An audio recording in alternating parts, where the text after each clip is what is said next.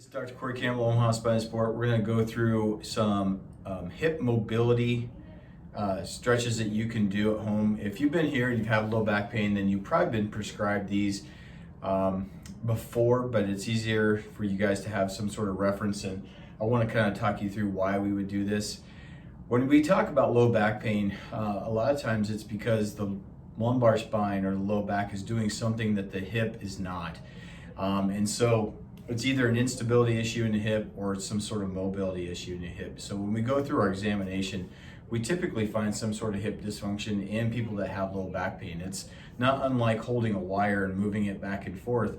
If you do this enough, eventually you're going to break down some of the wire up above. And if you think of this as the hips, then you can see how low back pain can actually be caused by dysfunction in the hips. So if you've been prescribed these exercises, we're going to walk you through these again. We just want to get some mobility in the hip, and we want these exercises to be easy to do. Typically the prescription is morning and night. So in the morning, we want you to do 3 rounds of 15 of these. We like the motion stretches because movement is medicine. We want to get as much movement into the hip and the SI joint and pelvis as we can. And so typically it's 3 rounds of 15 with slow, controlled, easy movements. Sometimes that varies depending on how acute this case is. So Ryan here is going to walk us through this. Typically, there's different ways to do this, but if you have an exercise ball, it'll probably be bigger than this one, which is fine. This is just one I've had for years. First one's the figure 4 hip mobility exercise, where you cross the involved leg over the uninvolved leg, put the foot up on the ball, and then you slowly just bend the knee and bring the ball into, and it'll actually stretch and open up this crossed over leg. So we typically call this a figure 4 stretch. We like the motion part of this. We like to just kind of keep it nice and easy. You can pause at the top. If you want a bigger stretch, you could actually pull on the ankle and push on the knee. So we'd actually have them do that kind of thing.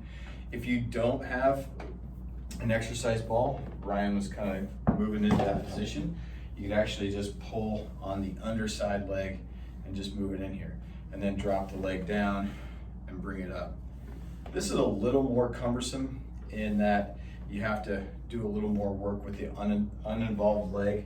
The exercise ball is nice because you can keep your low back flat against the table or the bed or the couch, or wherever you're doing this, or the floor, and just roll this back in and out. And again, typically the prescription is 3 rounds of 10 to 15 morning and night, so you're doing this twice a day. If you can't do this, there's seated and other options that we can show you here at the end. But another maybe progression to this that's a little more aggressive and gets a little more into the hip capsules, what we call the pigeon pose. So I'm going to have Ryan go onto his hands and knees here. That's actually perfect. I'm going to have him bring this leg inside. So he's going to bring this leg in, this leg goes back. There we go. And so this leg, the back leg goes straight, the other leg you bring inside like you see here, so you basically just curl it underneath, and then all you do is you sit back into this side of the hip, good, and then you come up by pushing through the knee and straight up, and then straight back. And again, you can make this a motion exercise. Some people will just kind of lay into this, which is fine to do. I think it's better if you incorporate the movement part of this.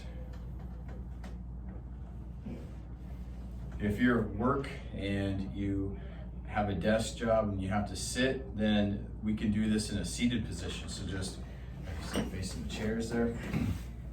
And you just cross one leg over the other. And then to create the movement, all you do is you actually use your torso and your lumbar spine a little bit, where you take your chest up towards the ceiling and then you slouch. Or you can even just take the chest up and then rotate from side to side. Like, that's another way to do this as well.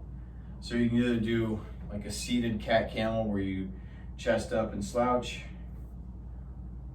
or you can stay here and just turn side to side and get into it that way as well.